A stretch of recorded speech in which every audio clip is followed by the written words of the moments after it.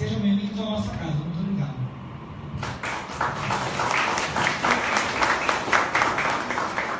Antes de passar a palavra aqui para o nosso palestrante, eu quero dar boa noite a todos vocês que estão nos vendo na nossa página do Facebook. Sejam muito bem-vindos. Já fizemos as apresentações iniciais aqui do nosso palestrante hoje, o Dr. Arthur Barbosa da Silveira. Então, sem demora, vou passar as palavras para o nosso palestrante, Dr. Arthur. Está com você a palavra.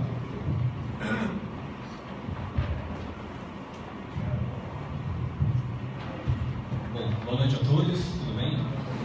É uma honra estar aqui novamente na OAB Guarulhos, que é uma casa que eu já frequento há muito tempo já, né? Desde que eu tomei posse da Procuradoria, há mais ou menos 4 anos e meio.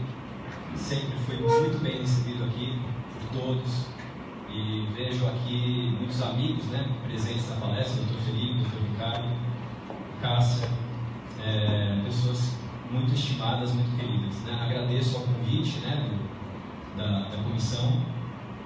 E primeiramente eu quero saber quem atua na área tributária aqui, só para eu ter uma ideia, para poder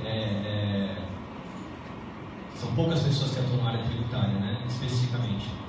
É um tema bem atual, né, é um tema um pouco controvertido ainda no âmbito dos tribunais. E então eu vou começar com explicações básicas inicialmente, para não entrar direto na questão, né, porque muitos não atuam na área tributária. Então, por esse motivo, eu vou tentar colocar todo mundo no mesmo patamar, os que atuam e os que não atuam, para depois especificamente entrar no tema da incidência da TUST e da TUSD na base de cálculo do ICMS. Tá? Então, quem está coordenando lá? Então, o objetivo da nossa palestra, qual que é? É estudar a legalidade. Eu não vou nem falar constitucionalidade, porque constitucionalidade a gente vai ver que não, esse tema não será enfrentado no âmbito do STF, porque o STF já, no leading case, que a gente vai ver depois, ele entendeu que não é uma questão constitucional. Então o objetivo é estudar a legalidade ou não da incidência da TUST e da TUSD na composição da base de cálculo do ICMS, que incide nas faturas de energia elétrica. Então, a gente recebe as faturas da nossa residência de energia elétrica, aparece lá TUST, TUSD e o ICMS calculado somando-se essas duas tarifas, né? Então, a gente vai ver se isso é legal ou não. O que a gente vai enfrentar aqui? Os argumentos dos contribuintes, que são os argumentos que têm prevalecido até hoje, majoritariamente. Os argumentos do fisco, que no caso são os argumentos que eu defendo, né, na Procuradoria, no âmbito da Procuradoria do Trabalho na área tributária, e a jurisprudência dos tribunais, principalmente do STJ. Tá? A gente vai ver que ainda é um tema que ele não foi enfrentado de forma definitiva no âmbito do STJ, mas ele está para ser enfrentado em sede de recurso repetitivo. Então ainda vai haver o deslinde do julgamento nos próximos meses, né? Provavelmente nesse primeiro semestre. A gente ainda não tem uma certeza do que vai acontecer. Eu vou dar a minha opinião, né? Porque eu fiz um estudo dos julgamentos, né? do STJ, do entendimento dos ministros que compõem a primeira sessão. Então eu vou dar uma diretriz do que pode vir a acontecer, que provavelmente vai vir a acontecer, sem prejuízo do fisco conseguir reverter alguma coisa lá na frente. Tá? Então o objetivo é estudar a legalidade, ou não da incidência. Vai ver se é legal ou não essa incidência, com base nos argumentos dos contribuintes, do fisco e na jurisprudência, na doutrina também. Tá? Considerações preliminares então, para nivelar todo mundo, conceito de tributo, artigo 3º do CTN. O que interessa desse artigo 3º do CTN para a gente? O tributo deve ser instituído em lei, então ele se submete ao princípio da legalidade estrita. Por que eu estou falando isso agora? Um dos argumentos que a gente vai ver lá dos contribuintes é que essa previsão da incidência da TUST e da TUSD na base de cálculo não tem previsão de lei. Então ela não se adequaria ao conceito de tributo do artigo 3º do CTN. Tá? Então, é toda a prestação pecuniária compulsória, em moeda, etc., instituída em lei. Tá? O aspecto material do fato gerador, tá? No 144, tá? É a situação definida em lei como necessária e suficiente ao surgimento da obrigação tributária. Novamente, aqui o princípio da legalidade. Tá? Artigo 144 do CTN. Então, já é um esboço de quem for fazer uma petição inicial de TUST, citar esses dispositivos. Artigo 3º do CTN, que tem que ser instituído em lei, o tributo. 144 do CTN, que é o aspecto material do fato gerador. Tá? Agora a gente vai para as espécies de tributos, que são os impostos, as taxas. Muitos já tiveram isso, né, na faculdade, provavelmente no primeiro ou no segundo ano. Contribuição de melhoria, etc. Aqui a gente está estudando impostos, então a gente vai esquecer taxas, contribuição de melhoria, empréstimo compulsório e contribuições especiais. A gente está no âmbito dos impostos, tá bom? Pode passar o slide, por favor. Bom, agora o ICMS, né? O ICMS é o imposto de competência estadual, tá? Então isso atrai a competência da justiça estadual. Então quem for ajuizar uma ação de TUST não é federal, é estadual. Tá? O ICMS é o imposto de competência estadual e incide, dentre outras hipóteses, sobre circulação de mercadorias. Tá? Circulação de mercadorias. A energia elétrica, para fins legais, ela é uma mercadoria. Ela é considerada uma mercadoria há muito tempo já, pela doutrina, pela jurisprudência e principalmente pela Lei Complementar 87 de 96, que ela elenca expressamente a energia elétrica como mercadoria suscetível de tributação pelo ICMS. Tá? Então, se o ICMS incide sobre circulação de mercadorias e a energia elétrica é considerada mercadoria, embora ela não seja tangível, ela é apropriável pelo ser humano, então ela se submete à incidência do ICMS. Tá bom? Pode passar para outro. A gente também tem como base o princípio da não cumulatividade. É um princípio básico esse do ICMS, que é possível aproveitar os créditos, né? Em cada operação relativa à circulação de energia elétrica, é possível aproveitar o montante do crédito pago pelo contribuinte, no caso de direito, né? Então, o contribuinte de direito, que é a concessionária de energia elétrica, ela repassa esse valor para o contribuinte de fato, que é o consumidor. O contribuinte de fato efetua o pagamento da conta e depois a concessionária retém esse valor e repassa para os cofres estaduais. Tá? Então, o ICMS se submete ao princípio da não cumulatividade. Então, há um aproveitamento dos créditos pagos pelo contribuinte na cadeia anterior. Tá? Isso são só conceitos introdutórios, depois a gente vai entrar na questão mesmo que vem à tona. Né?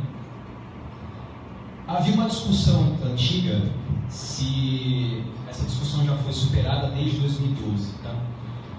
Se o consumidor da energia elétrica, nós consumidores que recebemos faturas de energia elétrica, tínhamos legitimidade ativa para ajuizar a ação, né, contra o fisco, exigindo repetição de débito, anulação das cobranças, etc. Por quê? Porque o 166 do CTN, ele dá legitimidade ativa, em regra, para o contribuinte de direito. E o contribuinte de direito, nesse caso, é a concessionária. Tá? Então, houve uma discussão. Será que só a concessionária é que poderia exigir essa repetição de débito tributário e depois repassar para os consumidores? Aí houve uma discussão e o STJ acabou pacificando no repetitivo número 1299/303, isso desde 2012, que nesse caso específico como há uma legislação específica que trata da concessão de serviço público, né, existe a concessionária de serviço público, o poder concedente, que é o poder público, que é o Estado, a concessionária e o consumidor. Como há uma relação peculiar nesse caso, e há uma lei que rege essa relação, né? Então, nesse caso específico, foi dada legitimidade para o consumidor ajuizar essas ações, tá? De repetição de débito. Podemos passar. Outro argumento, né, que é bem utilizado também pelos advogados, é a fixação da base de cálculo, tem que ser feita por lei complementar, tá? 463A, combinado com 55, parágrafo 2, inciso 2, parágrafo 2 da Constituição Federal. Então, os advogados dizem também que não há previsão de lei complementar nesse caso, né, fixando essa obrigatoriedade da incidência da base de cálculo. Então, não seria devida essa inserção da TUST e da TUJ na base de cálculo, tá? E aqui a gente tem também um 55 da Constituição, que diz que, em regra, a energia elétrica ela só pode ter incidência de ICMS, imposto de importação e imposto de exportação. Como no caso há uma circulação interna de mercadorias, no caso das contas de energia elétrica, então incide só ICMS, nenhum outro imposto pode incidir nesse caso, então é só ICMS. Então não tem, o que a gente extrai disso? Que o ICMS nesse caso, ele não tem relação com outros impostos que poderiam vir a incidir, que atrairiam, por exemplo, a competência da União, como o IPI, por exemplo. Então, não há essa simultaneidade de incidências tributárias sobre a mesma circulação, então só incidir ICMS. Tá? Isso reforça a competência da Justiça Estadual. Tá? A gente tem também como fundamento o artigo 13 da Lei Complementar 87, que a base de cálculo do ICMS será o valor total da operação. Isso a gente vai ouvir muito durante a palestra, que a base de cálculo é o valor total da operação. Aí é a grande briga, né, dos consumidores com o fisco. O que é o valor total da operação? A TUST e a TUJ, elas se inserem no valor total da operação, não? Ou elas são uma mera cadeia de fornecimento e não seria inserida no conceito de mercadoria? Quer dizer, o conceito de mercadoria do qual resulta o valor total da operação abrange a TUST e a TUJ ou não?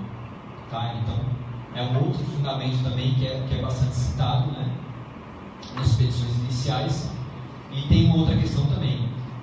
Esse valor total da operação engloba o valor do imposto, que é o ICMS, e mais seguro, frete e juros. Tá? Há uma outra discussão também. A transmissão da energia, a distribuição, ela se inseriria no conceito de, por exemplo, frete? Porque se a gente entender que se insere, incide. Se a gente entender que não incide. Então é um outro tópico que também é enfrentado, né, um outro argumento que também é enfrentado em relação ao tema. Tá? Pode passar. Bom, estou falando de todos os dispositivos possíveis, tá, que vocês podem citar na petição inicial de TUST, que eu peguei geralmente, eu peguei a legislação toda que se refere ao tema, tá?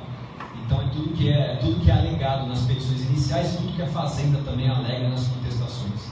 Então estou dando uma geral aqui sobre o tema, né? É um pouco maçante esse começo, depois vai ficar um pouco melhor, tá? O artigo 9º da Lei Complementar 87, que é o regulamento de ICMS, dispõe sobre a responsabilidade tributária das empresas geradoras e distribuidoras de energia elétrica e define a base de cálculo sobre a energia elétrica como correspondente ao preço praticado na operação final da mercadoria. A gente tem de novo aqui valor final da mercadoria, tá? Então, novamente a lei fala de valor final. Então, em suma, eu fiz um resumo do que foi falado até agora, de todos os dispositivos, né? A partir da interpretação da Constituição e da legislação infraconstitucional, concluímos que a base de cálculo do ICMS sobre energia elétrica, ela deve corresponder ao preço praticado na operação final da mercadoria. Então, é quando a energia elétrica ela sai da geradora, tá? A operação final da mercadoria, com a incorporação de alguns custos incorridos desde a produção até a entrega. Então, ela é gerada, passa pelos sistemas de transmissão e distribuição e é entregue aos consumidores. Tá? Depois eu vou colocar um gráfico aqui para facilitar o entendimento disso. E incorpora alguns custos, como seguro, frete e juros, que eu já referi anteriormente. Tá? Pode passar. Então a gente tem aqui a TUST, que é a tarifa de uso do sistema de transmissão, e a TUSD, tarifa de uso do sistema de distribuição. A energia elétrica ela é gerada, né, nas geradoras, né, por meio de quedas de água, etc. Depois ela é transmitida, ela passa por sistemas de transmissão, que vai da geradora até a transmissora. Eu não sei se tem algum engenheiro aqui, porque eu vou dar mais o aspecto jurídico da coisa, eu não vou me aprofundar muito nos quilowatts, na parte técnica da coisa, né? Os advogados, eles costumam ser mais técnicos das petições, então a gente não tem muito argumento de engenharia, mas se alguém tiver algum conhecimento de engenharia que queira transmitir aqui ou fazer alguma pergunta pertinente também ao tema, alguma observação, fiquem à vontade, tá? Então a gente tem a geração, a transmissão, a distribuição e o consumo. Então é toda uma cadeia, né, de produção de energia elétrica até chegar nas nossas residências. Esse gráfico ele é bem elucidativo nesse sentido, né? Ele explica bastante. A questão o fisco entende que a TUST, que é o sistema de transmissão e distribuição, fazem parte da mercadoria final, tá? Os consumidores, os advogados entendem que não, que é até a geração. Até a geração faz parte da mercadoria final. O resto é mero transporte da energia, então não faz parte da base de cálculo do ICMS. Então esse é o ponto nefrálgico da controvérsia que se coloca. Tá? Pode passar, por favor. Então a questão central a gente vai entrar agora, considerando que a base de cálculo do ICMS para o fornecimento de energia elétrica será o valor da operação final da mercadoria, e que a TUST e a TUSD fazem parte dos custos do fornecimento, porque faz parte dos custos mesmo, né? Tais tarifas devem integrar ou não a base de cálculo do ICMS? Então essa que é a pergunta que a gente coloca. Antes eu vou dar uma explicação histórica de quando começou esse negócio de TUSD, né? É um tema tão atual. Hoje em dia a gente vê até kit no Facebook, né? A gente tem kit na internet. Monte sua TUSD, você paga R$20, já vi várias vezes no Facebook. Peças prontas, né? Eles já dão os fundamentos todos, você compra lá por R$20, já tem um kit de TUSD. Principalmente no ano passado tinha muito disso, não sei se vocês se recordam, né? Era uma coisa que ficou muito difundida no ano passado. O ano passado foi o ano que bombou realmente TUSD. Foram advogados do litoral de São Paulo que começaram com isso.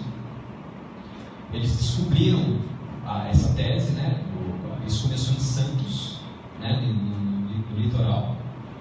E aí um advogado se comunica com o outro, né? O advogado conhece o outro, se comunica com o outro, olha, a gente está ganhando aqui. Então os juízes de Santos começaram a dar liminares e sentenças de procedência, né, favoravelmente aos consumidores, e com base em entendimento sedimentado do STJ em casos análogos, né? E aí começou a ser difundido. Então a gente tinha no início mais ou menos 1.000 ações mensais de TUSD, e em 2016 a gente começou a ter mais ou menos 10.000 ações por mês de TUSD. Então a gente teve que pegar todos os procuradores da área fiscal e difundir todas as ações entre todos igualmente. Então a gente aqui em Guarulhos, na Procuradoria Fiscal de Guarulhos, a gente contesta ações de tudo. Agora está, depois vocês vão ver, agora está suspenso, né? Então a gente está vendo um alívio muito grande agora nas nossas bancas, né? Porque houve uma suspensão do julgamento, né? Mas antes da suspensão a gente estava recebendo muito processo, porque foi um achado, vamos dizer assim, uma tese achada de alguns advogados de Santos que se espalhou pelo Brasil todo, né? Por São Paulo e pelo Brasil todo. E tem dado até hoje muita dor de cabeça, né, para o Estado, porque isso influencia diretamente na arrecadação dos tributos. Né, dos tributos. O ICMS ele é um tributo que ele é a mola propulsora, né, do Estado de São Paulo, tanto para investimentos em áreas de saúde, educação, pagamento, principalmente pagamento de servidor público. Né. Então a queda da arrecadação em relação ao TUS e a TUG preocupa todo mundo. Então, esse histórico é importante vocês saberem, porque foi uma coisa que começou lá em Santos. Tá? Então, a gente tem até um pouco de raiva dos advogados de Santos, porque eles criaram essa tese e detonou a procuradoria, vamos dizer assim. A procuradoria ficou com muito processo. Raiva, sim, no sentido de jurídico, vamos dizer assim, né? Assim, não no sentido próprio da coisa, né? Que a gente teve que contestar muitas ações, né? Vamos passando para frente, por favor. Doutor, Pois não. desculpa, sobre a suspensão, o senhor vai tratar ainda? Vou tratar, eu estou só introduzindo o tema, a gente só está começando o tema. Eu vou falar da suspensão aqui em São Paulo, que teve no TJ, e também a suspensão no STJ. Primeiro foi suspenso aqui no âmbito de São Paulo, depois em âmbito federal. Tá? Eu vou tratar ainda do tema, eu vou entrar no tema. A gente está só no começo. Tá? Agora os argumentos dos advogados dos consumidores. Eu peguei as petições iniciais que a gente recebe lá na Procuradoria e fiz uma compilação do que os advogados dos consumidores alegam. Os dispositivos já citei para vocês lá atrás. Né? Eu acho que é possível que a OAB daqui disponibilize os slides, não sei se é possível isso. Sim. Essa palestra está em slide, em PowerPoint, né? Fiz em PowerPoint, e quem quiser pode entrar em contato com a OAB, depois pega, não tem nada sigiloso aqui que possa comprometer nenhum dos lados, nem os contribuintes, nem o fisco. Então, eu estou tratando de questões evidentemente técnicas e dando opiniões técnicas aqui, não tem nada de demais. Tá? Os argumentos dos consumidores são que os custos de fornecimento de energia elétrica de um instituto não podem compor a base de cálculo, pois eles não integram o conceito de mercadoria, não implicam o fornecimento de energia e não podem ser a ela equiparados. É um argumento bem forte, né? Porque é um argumento que tem, que pelo menos tinha prevalecido, que estava prevalecido de forma pacífica até março do ano passado. Então isso daí era um argumento pacífico, caía na mão de qualquer juiz, o juiz deveria eliminar, a sentença era de procedência, o tribunal confirmava. Então essa era a tese que estava prevalecendo de forma pacífica. Depois a gente vai ver que não está mais tão pacífico. Tá? Esse é o principal argumento, esse primeiro, tá? Que não integra o conceito de mercadoria. A transmissão e a distribuição não fazem parte do conceito de mercadoria. Esse conceito é extraído da geração da energia elétrica. Tá? O segundo argumento que também é bom, que é a abertura do mercado de energia elétrica, que é a Lei 9074 de 95, ele dividiu os processos de geração, transmissão e distribuição. Então ele dividiu, ele falou que ele sedimentou, né, o processo de transmissão, geração e distribuição, e isso é um forte argumento em favor dos contribuintes, porque reforça a primeira tese, né, que o ICMS deve incidir apenas sobre os custos da geração da mercadoria, não sobre os custos de transmissão e distribuição da energia elétrica. Tá? Então é um argumento muito forte também que os contribuintes utilizam. Pode passar, por favor. O terceiro argumento é que a transmissão e distribuição, na verdade esse terceiro argumento é consequência dos dois primeiros, né? Logo, a transmissão e a distribuição são meras etapas na cadeia de fornecimento da mercadoria, ou seja, não existe qualquer prestação de serviço. Então, se o ICMS incide sobre prestação de serviço e circulação de mercadorias, a transmissão e a distribuição são meras etapas de fornecimento, então ela não faz parte da mercadoria em si. Então, que fosse cobrada outra coisa, mas não o ICMS, que incidisse sobre outra coisa, que fosse cobrada de forma avulsa, vamos dizer assim, taxa de transmissão, taxa de distribuição, e não compor a base de cálculo do ICMS. Esse é um argumento importante também. Agora, um argumento doutrinário, né, que é do Leandro Paulsen, que ele sustenta isso a gente não encontra em poucas petições, tem muitas petições, né, a maioria das petições, mas foi o Leandro Paulsen que colocou esse argumento, que eu acho interessante, que a TUST e a TUJ constituem serviços essenciais do fornecimento de energia, mas não há previsão constitucional ou legal da incidência do imposto. Nesse caso, ou seja, a cobrança ofende o princípio da legalidade tributária, que foi aquele princípio que eu falei de forma introdutória para vocês.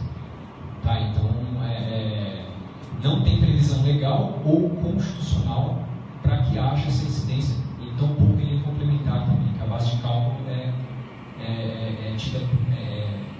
necessita de lei complementar, né? E não tem previsão em nenhuma lei, né, sobre essa cobrança. Tá? São os 4 argumentos principais dos consumidores, tá, que são alegados nas petições iniciais. Agora a gente vai para o nosso lado, lá no fisco. Tem 2 argumentos técnicos e um argumento que é o mais importante para a gente, que é o argumento econômico. Pode passar, por favor, a transparência. O argumento técnico do fisco, qual que é? Praticamente ele pega o argumento, a gente pega o argumento do contribuinte e fala que é o contrário. A gente fala que o ICMS corresponde à operação final com energia elétrica e os sistemas de transmissão e distribuição são condição sine qua non, né, para que haja a chegada da energia elétrica à residência dos contribuintes. Então não há essa, não basta a mera geração, não basta gerar energia elétrica. Você tem que transmitir e distribuir. Então, se você tem que gerar, transmitir e distribuir, é tudo a mesma coisa. Tá? Então, a gente praticamente pega o argumento do contribuinte e fala, não, olha, não tem nada de divisão, vocês querem dividir. Geração, transmissão, distribuição. Não, é tudo a mesma coisa. Uma é condição sine qua non da outra. Se você gerar e não transmitir, não distribuir, a energia não vai chegar na residência. Tá? Então, o argumento técnico do fisco é o principal argumento técnico, que todos são integrantes de um sistema único, né, onde a mercadoria é disponibilizada para o consumidor final. Então, a gente contradiz a tese dos consumidores que diferencia a disponibilização de uso de fornecimento de energia, pois a energia elétrica é um bem contínuo que não se desloca efetivamente. Ele compõe a própria rede de transmissão e distribuição. Então, em síntese, para falar, é tudo a mesma coisa. E os contribuintes falam, não é tudo a mesma coisa, porque tem lei, não há lei que preveja isso, e tem uma lei que prevê que divide em 3. Então, não é tudo a mesma coisa. Tá? Agora, o principal argumento do fisco, que é o argumento econômico. Esse argumento é um argumento que tem forte persuasão perante os juízes, perante os desembargadores e perante os ministros do STJ. Tá? Então, estão havendo caravanas de procuradores de vários estados, né? Não só de São Paulo. Tá? São Paulo é o estado que mais arrecada, então é o estado que tem mais interesse nisso. Mas estão havendo caravanas de procuradores de vários estados para o STJ, indo reclamar para os ministros que, se eles decidirem favoravelmente aos consumidores, vai haver uma queda de 44% do ICMS arrecadado nas contas de energia elétrica, que foi um percentual que foi calculado no levantamento realizado, né, por autoridades fazendárias, dos estados e federal. O ICMS sobre TUST corresponde a 44% do ICMS arrecadado com energia elétrica. Né?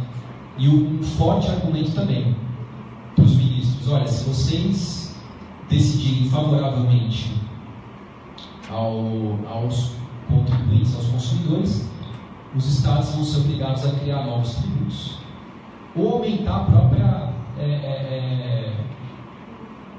alíquota de ICMS, porque o ICMS ele tem alíquotas específicas, né, para energia elétrica, previstas em lei específica, até, só me engano, 200 kWh são 12%, acima de 200 kWh são 25%. Então tem uma lei específica que regula, né? Salvo engano, a própria regulamento ICMS fala isso, né?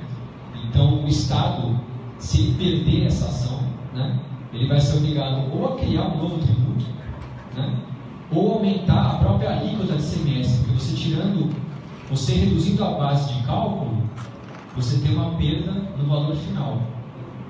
Para o Estado, o que interessa é o valor final. Então, para o Estado, para recompor esse valor final, aumenta a alíquota.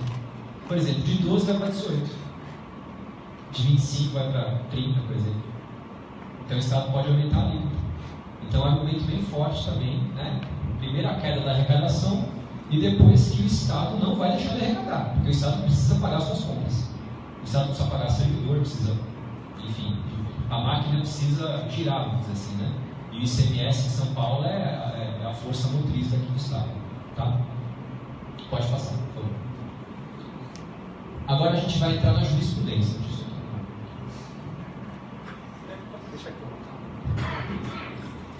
A gente vai analisar a jurisprudência sobre o tema, tá? A gente tem um marco divisor da jurisprudência, tá?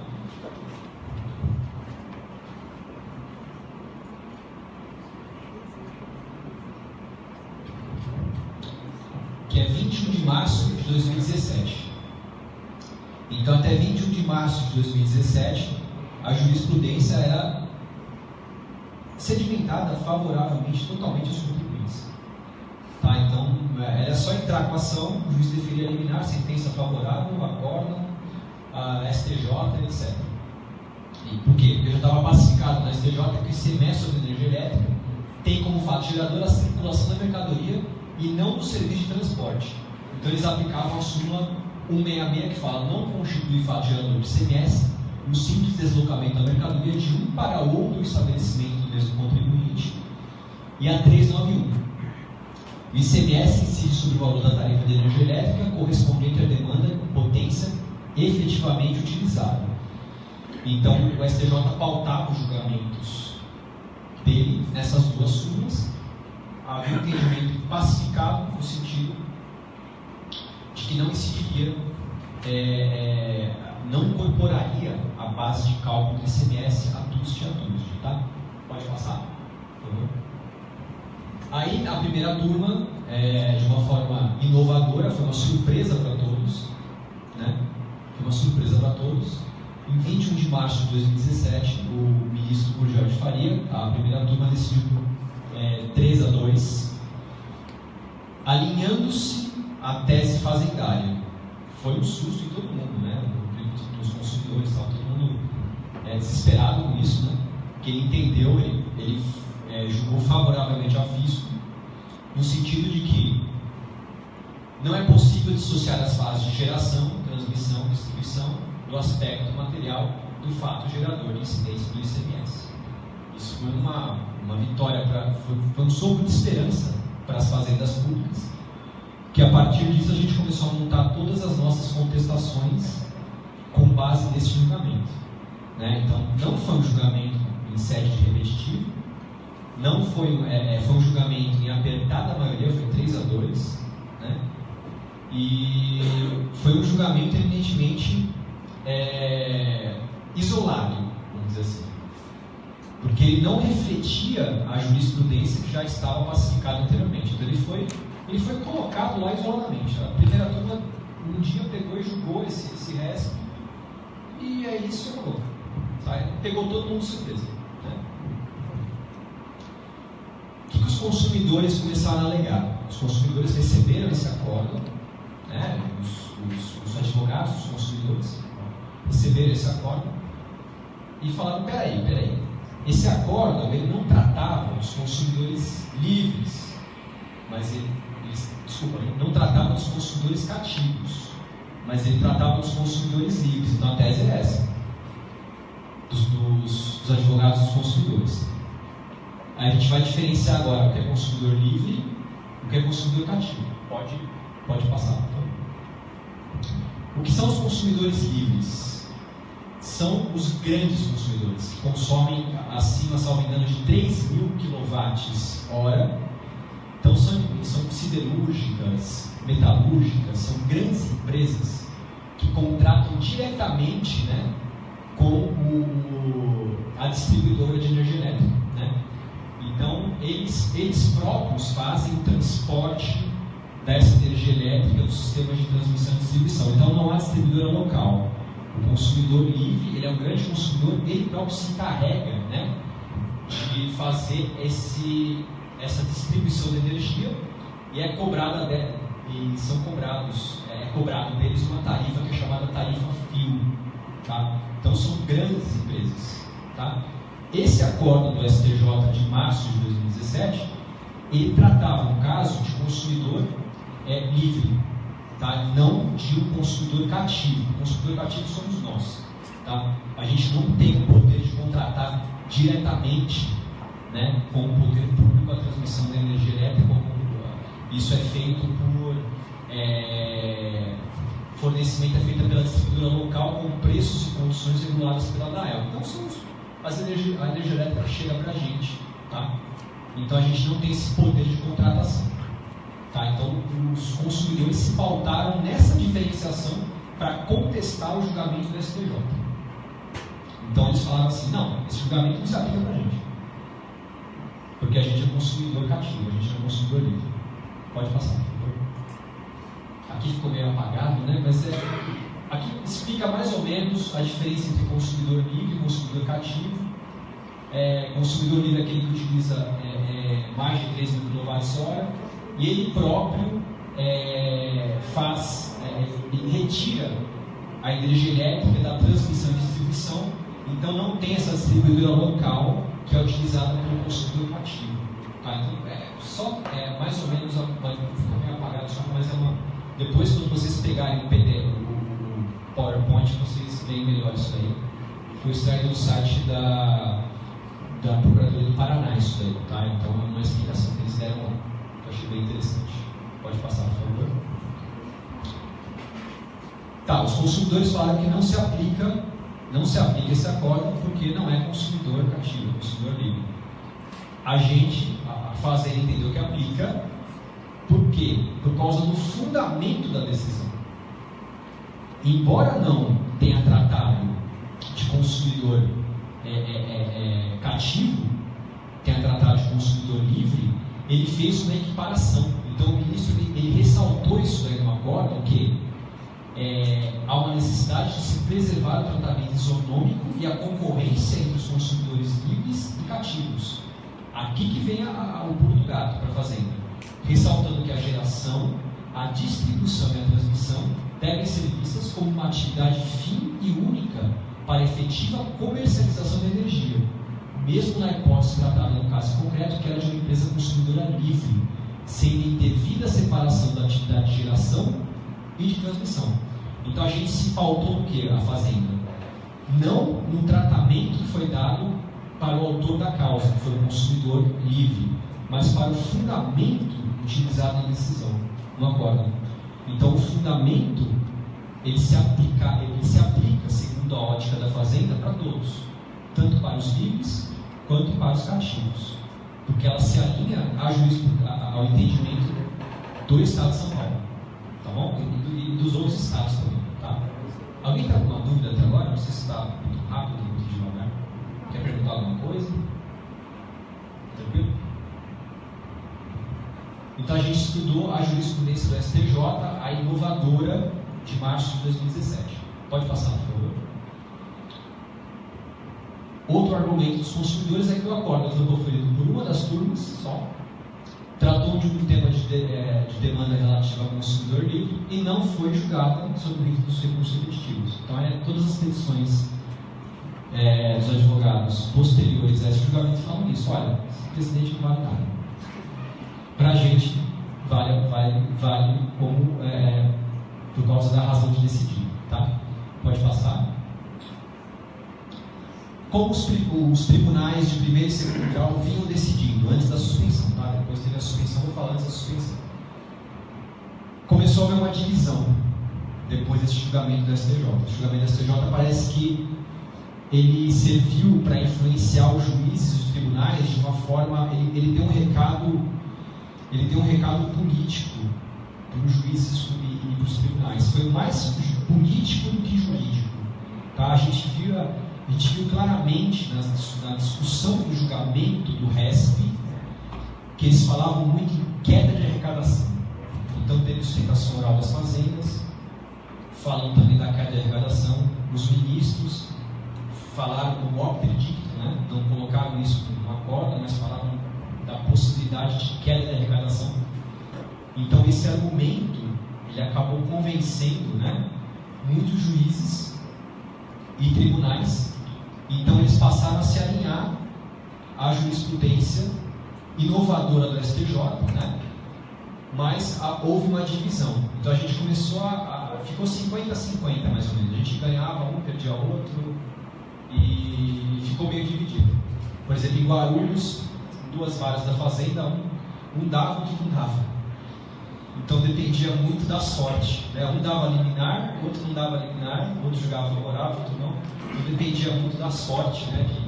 de onde o processo fosse distribuído, né? E o Tribunal de Justiça de São Paulo também começou a ficar dividido. Algumas câmaras davam favorável a nós, outras aos contribuintes, tá? Até que o TJ de São Paulo ele resolveu, em 4 de 8 de 2017, ele admitiu o IRDR, que foi ajuizado, né? Esse número, nos termos 9821 do novo CPC, ele suspendeu todas as ações do Estado de São Paulo em primeiro e segundo grau, inclusive juizados especiais, salvo as liminares, né? Então as liminares, elas permaneceram vigentes, né? E os agravos interpostos em face das liminares, eles continuaram a ser julgados normalmente. Então a questão das liminares continuaram a ser julgados normalmente, né? E esse IRDR, a partir de 4 de 8, né, foi dado um prazo máximo de 1 ano para ser julgado. Agora, se o STJ julgar o repetitivo, vai ficar prejudicado, tá? Então o Tribunal de Justiça de São Paulo atuou de uma forma preventiva, prevendo que o STJ não ia decidir a questão de forma prévia, porque é uma questão de grande repercussão. E pode ser que não decida nesse primeiro semestre. É um julgamento que está previsto para esse primeiro semestre no STJ, mas pode ser que eles joguem para o segundo semestre, porque tem outros temas de repercussão sendo julgados pelo STJ. Tá? Pode passar, por favor. A primeira turma do STJ, o que ela tem feito antes da suspensão, tá? O que ela estava fazendo? Ela continuou julgando favoravelmente ao fisco. Então, muitos ministros, de forma monocrática, eles estavam julgando favoravelmente ao fisco. A gente tem, por exemplo, o ministro Cuquinha, que faz parte do TAI, mas é o ministro que eu trabalhei no STJ há muito tempo, eu conheço o entendimento dele. Ele é bem tendente ao fisco, né? E ele monocraticamente já estava julgando favoravelmente ao fisco com base nessa decisão colegiada da primeira turma. A segunda turma já é favorável aos contribuintes. No caso, lá o líder, lá o ministro Herman Benjamin. O Herman Benjamin, não sei se vocês sabem, ele é consumerista, né? Então ele é autor de livros de direito do consumidor, ele tem mestrado, doutorado de direito do consumidor. Então ele tende a favorecer, vamos dizer assim, os consumidores, né? Ele veio da advocacia, no caso. Então, a segunda turma, ela continuou julgando favoravelmente aos contribuintes de forma também monocrática. Então, a gente tem lá 2 turmas decidindo de forma completamente diversa, né? E isso precisava ser afetado de alguma forma, essa questão precisava ser decidida. Até que houve um ERESP, né? Sobre o julgamento da primeira turma, que é o julgamento de março, houve um recurso, que é o ERESP, né?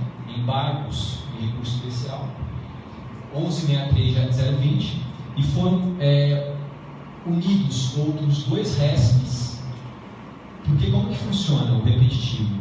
O repetitivo ele tem que abranger todas as teses possíveis, porque o tema tem que ser enfrentado de uma forma exaustiva. Então você, às vezes, dentro de um recurso especial apenas, você não tem todas as teses suficientes para finalizar aquela questão. Então os ministros afetaram 3 RESPs, que foi esse de Mato Grosso, de Tocantins, e do Rio Grande do Sul, que foi o ERESP. E foi feito o tema, que é o tema 986, a pedido do ministro Jair Benjamin. Foi em 28/11 a primeira sessão, ela ocorreu, em 28/11 de 2017, e foi determinada a suspensão de todos os processos pendentes, individuais ou coletivos, que viessem acerca da questão delimitada em âmbito nacional. Então, a suspensão saiu de âmbito estadual e foi para âmbito nacional a partir do dia 28/11 de 2017.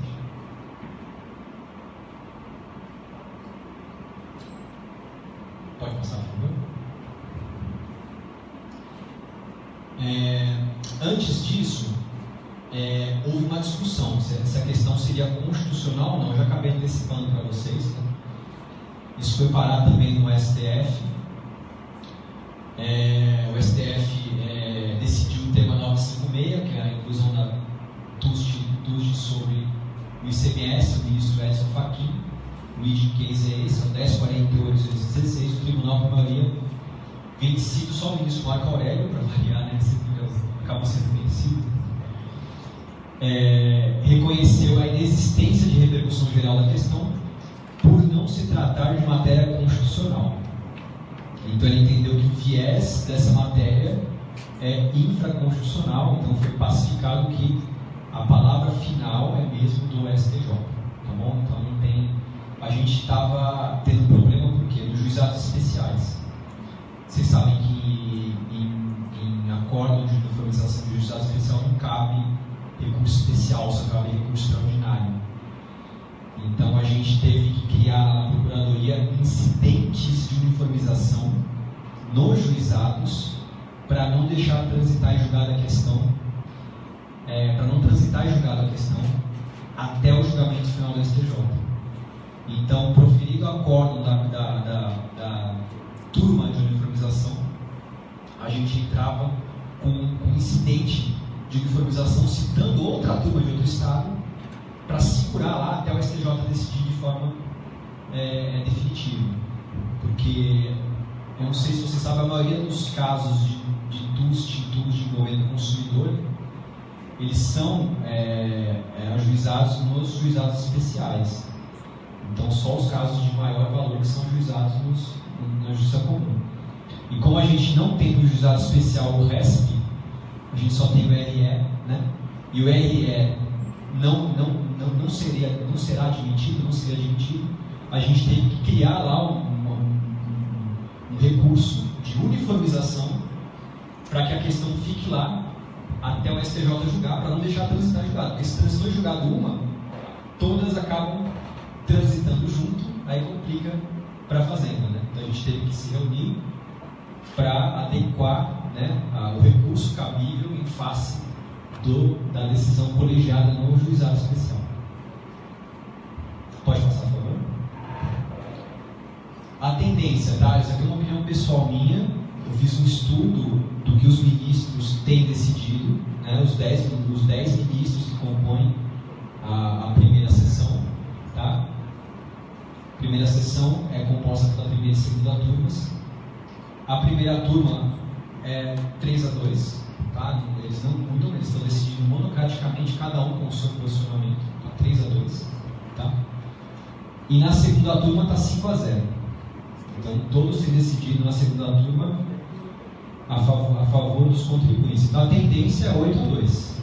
Se a gente for analisar hoje, a tendência é o ganho de causa dos contribuintes. Só que está havendo uma pressão em cima dos ministros para que eles realmente pensem bem antes de decidir uma questão dessa repercussão.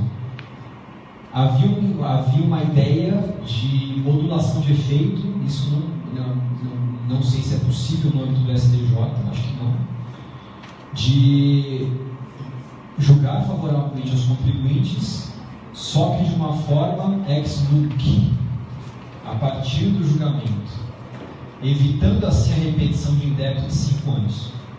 Porque se julgar favoravelmente aos contribuintes e tiver repetição de débito de 5 anos, vai ser uma bomba para o Estado. Porque o Estado vai ter que pegar as 100 mil ações, 50 milhões no Brasil todo, e repetir em débito de 5 anos de todo mundo. Então há uma ideia alternativa, prevendo que o Estado vai perder, que se module o efeito dessa decisão para que valha a partir, por questão de repercussão econômica, social, jurídica, não falta argumento para isso, tá? Que se module esse efeito e que seja a partir da data do julgamento do STJ. Então, o que já foi cobrado, o que não foi cobrado, a partir dali não cobra mais. Há uma ideia que está sendo estudada, ainda ninguém tem ainda nada concreto sobre isso, mas é um plano B, vamos dizer assim. O plano A é que realmente reverta isso para o Estado, né, que reverta esses 8-2 e o Estado consiga ganhar. Tá? Agora o plano B é modular o efeito. Tá? Então, diante desse quadro, né, que a tendência é favorável aos contribuintes, deve-se analisar a conveniência e relevância para discutir judicialmente e a recuperação dos valores pagos nos últimos 5 anos, que é a repetição de débito. Tá? Então, basicamente, a maioria das pessoas que tinham que ajuizar as ações já ajuizaram, porque foi uma ação muito difundida, né? E a maioria já está só aguardando o desvite da questão do STJ para prosseguir o processo. Tá? Pode passar, por favor. Agora, umas dicas em relação à petição inicial, tá? Que a gente tem pego muita petição inicial que está sendo emendada, o juiz manda emendar, né? A ação ajuizada em face da Fazenda Pública do Estado, seja de São Paulo, Rio, onde vocês estiverem atuando, e não em face da concessionária. Porque no início, todo mundo ajuizava em face da concessionária, porque falava, não, você contribui de direito, eu vou ajuizar em face da concessionária. O juiz indeferia inicial mandava emendar, falava, não, a legitimada passiva é a Fazenda Pública. Por quê? A concessionária ela só é uma intermediária, ela arrecada o valor e repassa para o cofre estadual. A concessionária não fica com esse dinheiro, o ICMS é do Estado. Tá? Então, para se atentar em relação a isso, sempre colocar a Fazenda Pública. Tutela antecipada. Isso havia uma divergência em relação a quem deveria cumprir a tutela. Você entra com a ação, o juiz defere a liminar, quem vai cumprir? A concessionária ou a Fazenda Pública? Há uma divergência de entendimento dos juízes. O juiz de Guarulhos entende que quem tem que cumprir é a Fazenda Pública, porque quem incute o valor na conta e quem recebe o valor do ICMS é a Fazenda. Tá? A gente tem um entendimento mais prático, porque se o juiz oficia diretamente a concessionária já cessa o desconto diretamente. Se o juiz manda a Fazenda Pública cumprir, o que a gente vai fazer? A gente vai oficiar a concessionária. Então é um caminho que se corta, né? A gente tem que explicar isso para os juízes, tentava, né, antes da suspensão. Os juízes de Guarulhos não queriam saber, eles falavam, não, a legitimada é você, é a Fazenda Pública, você que cumpre. O que ocasiona isso daí? Maior demora no cumprimento. Porque a concessionária, quando recebe um ofício direto do juiz, ela cumpre imediatamente. Agora, para a gente depende, a gente tinha um servidor lá que cuidava disso, a gente mandava todas as liminares para esse servidor. Aí o servidor ele precisava reunir grupos de 100 ou 200 liminares para mandar todos para a mesma concessionária, sabe? Aí é um trabalho bem demorado. Então há essa divergência, porque em relação a quem tem que dar cumprimento, a gente entende que por questão de celeridade seria melhor oficiar direto à concessionária. Pode passar? Juntada de documentos, tá? Muitas iniciais não vinham com nada. A pessoa simplesmente entrava com a inicial e falava assim, olha, cobrou a mais na minha conta e eu quero a repetição de débito. Não juntava nada, não juntava linha de cálculo, não juntava cópia de conta de energia elétrica, não juntava nada. Então o juiz mandava emendar também. Então se atentava para isso, tá? Para fazer os cálculos. Eu lembro que a Cássia fazia petições perfeitas, peguei várias delas já lá, juntava a linha de cálculo, punha as contas de energia elétrica certinho, aí o juiz manda citar, normalmente, tá? Em relação à repetição de débito, muitos contribuintes não têm as contas dos últimos 5 anos. O que é feito nesse caso? A inversão do uso da prova, né? Porque quem que guarda a conta de luz dos últimos 5 anos? Acho que ninguém, né? A gente guarda no máximo dos últimos... Você tem? Raridade. Eu guardo dos últimos 6 meses no máximo, assim, 6 meses no máximo. A maioria não tem, né? Esse é um fato, né?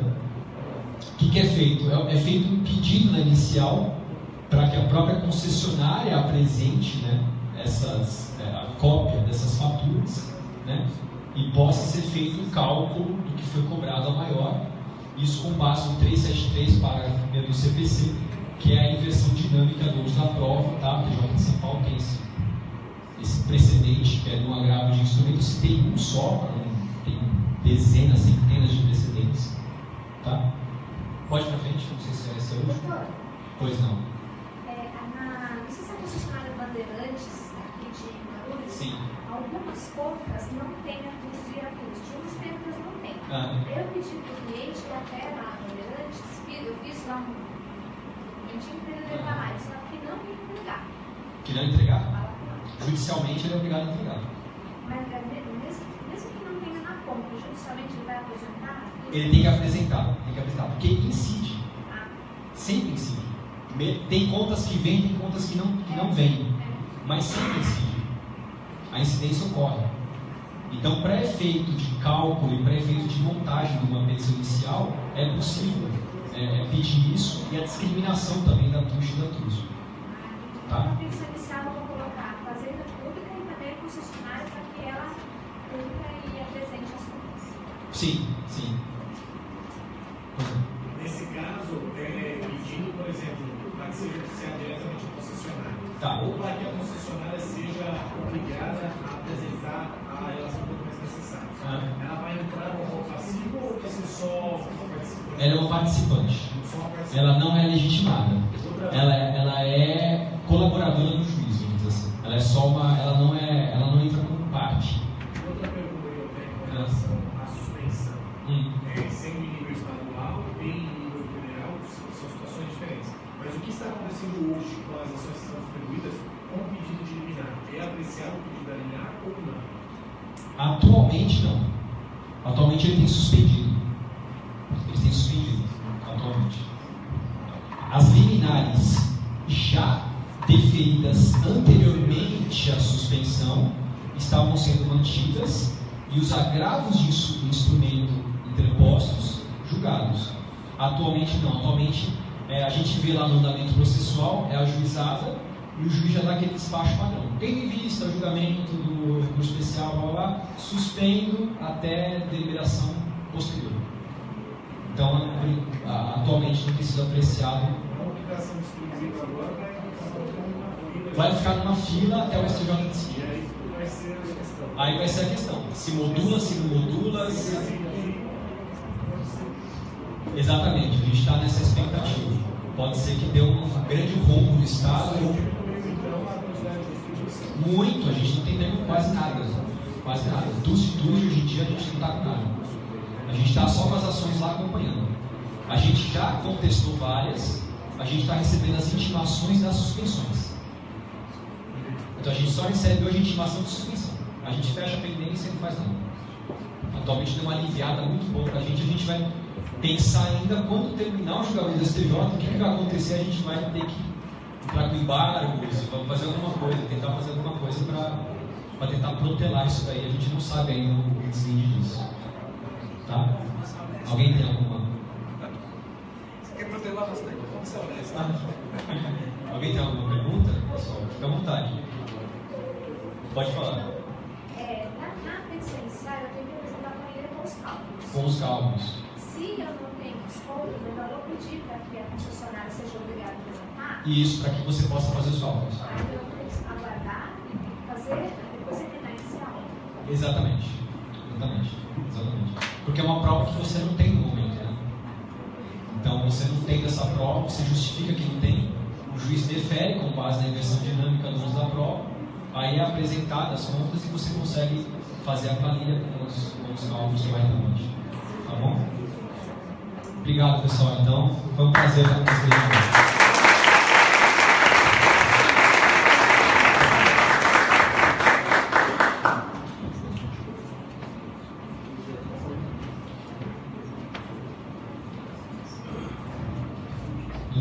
Muito obrigado aqui pela excelente palestra, e cada vez mais eu me apaixono mais pela advocacia, né?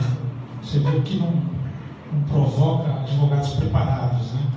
Você trouxe a notícia de advogados de Santos, eu brincava com o meu colega, falando, quem disse que o ócio não produz, né? O advogado está lá, na beira da praia, tomando sua cerveja, pensando, poxa, o que é isso mesmo? Uma tese. Trouxe a visão, quero parabenizar o nosso palestrante, porque ele trouxe as duas visões, né? Do advogado do consumidor e o advogado do fisco, né? O procurador aqui que defende o fisco, deu uma sinopse do que está acontecendo atualmente num assunto tão importante, tantas ações, mas acima de tudo, a mensagem principal aqui, o advogado preparado muda, né? O advogado que estuda, se dedica, e é por isso que a OAB atualmente, na gestão do doutor Alexandre de Sá, tem se preocupado em trazer palestrantes desse nível para estar nos instruindo. Eu, particularmente, é um assunto que não...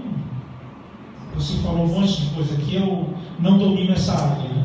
Mas tenho certeza que se cair um caso no meu escritório, eu já vou me sentir incentivado em fazer uma inicial. Pelo menos os fundamentos eu já tenho. Então, doutora, aqui mais uma vez, em nome da nossa diretoria, agradeço pela excelente palestra. Vamos agora, sem demora, sortear o livro. Ok? Pega a lista de presença. Aqui, você assinou, então assina, porque começa na lista de presença. Lembrando a vocês, mais uma vez, por favor, entrem no nosso site, acompanhem as nossas palestras.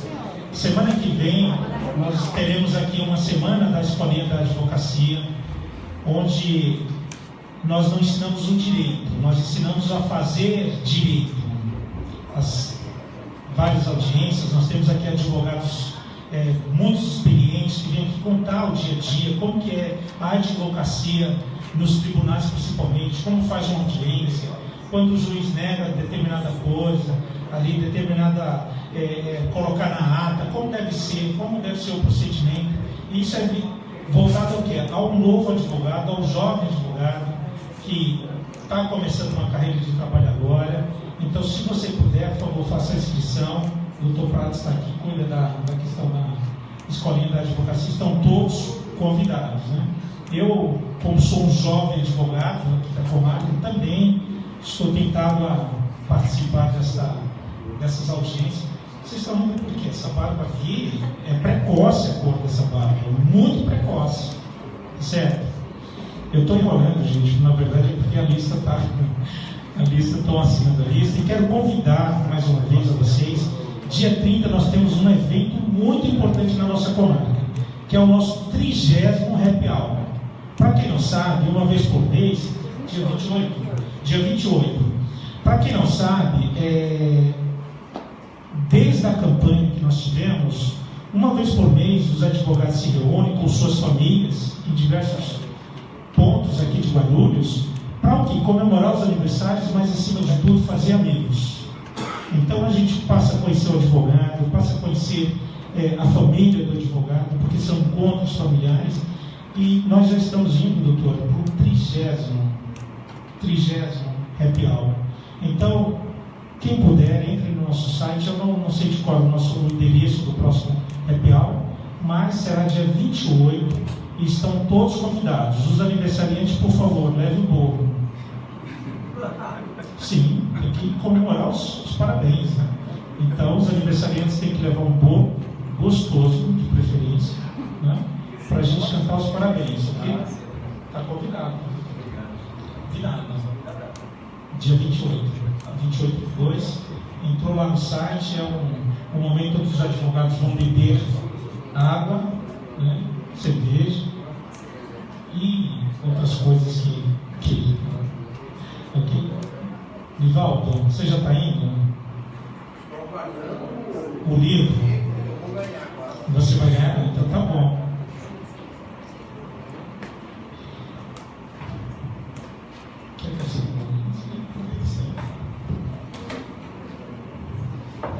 Doutor, uma grande satisfação em vê-lo aqui novamente. Nós estávamos conversando nas redes sociais e você sugeriu o tema, eu nem estudei, já preferimos e formalizamos o pedido. E realmente foi um grande conteúdo. Garanto que muitos aqui serão seguros para pressionar e pleitear o benefício. E estamos de casa de portas abertas sempre aqui, o doutor sempre trazendo temas polêmicos, acrescentando no nível intelecto aqui dos advogados. É um comendador cultural, Não é aquela comenda de terras da Idade Média, que é diferente, é cultural. E sempre trazendo temas fantásticos e se tornou um grande amigo meu. Às vezes nós conversamos a respeito de algumas coisas, nós temos amigos em comuns também, que estudou como doutor na faculdade, muitos deles palestraram já aqui, e é uma grande satisfação em tê-lo aqui. Estamos de portas abertas, sempre que o doutor quiser, já é da casa, diversas palestras já foram proferidas aqui, e sempre excelente, sempre excelente. Eu passo a palavra ao doutor para fazer algum apontamento? Também agradeço em nome da Comissão de Direito Tributário, doutor Arthur, e também estendo o convite aí para todos os interessados em participar da Comissão Tributária, que nos procurem, que serão todos muito bem-vindos. Muito obrigado. Aproveitando que estou com tempo, deixa eu já fazer propaganda das próximas palestras. Dia 5/3, nós vamos ter uma palestra aqui falando sobre os aspectos jurídicos da formação desportiva.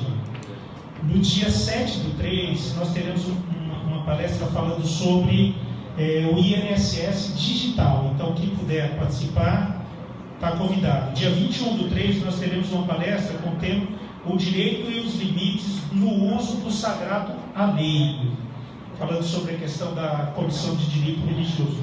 Doutor, nós temos... Não, tem mais, mas vamos encerrar. Nós temos 80 pessoas aqui, de 1 a 80. Escolhe o número, doutor. Número 15. O número 15 não veio. 16. O número 15, 16 também não veio. De 1 a 80, doutor. 30, vai. 30. Olha, doutor, está mal de palpite, também não veio. Escolhe de 1 a 30. De 1 a 80. O anterior, então. 20. O anterior que veio. 20. O anterior a 30 que veio. Que veio, então foi o 23, que é o Felipe Laporta Ferreira. O Felipe veio? Parabéns, Felipe. Tá vendo?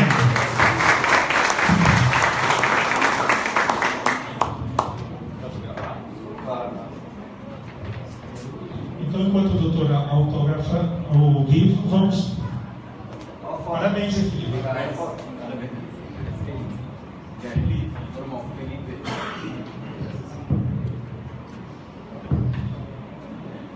Enquanto ele está autografando, então, eu vou dar por encerrado os trabalhos de hoje, agradecendo mais uma vez a presença de todos vocês. Até semana que vem. Um abraço.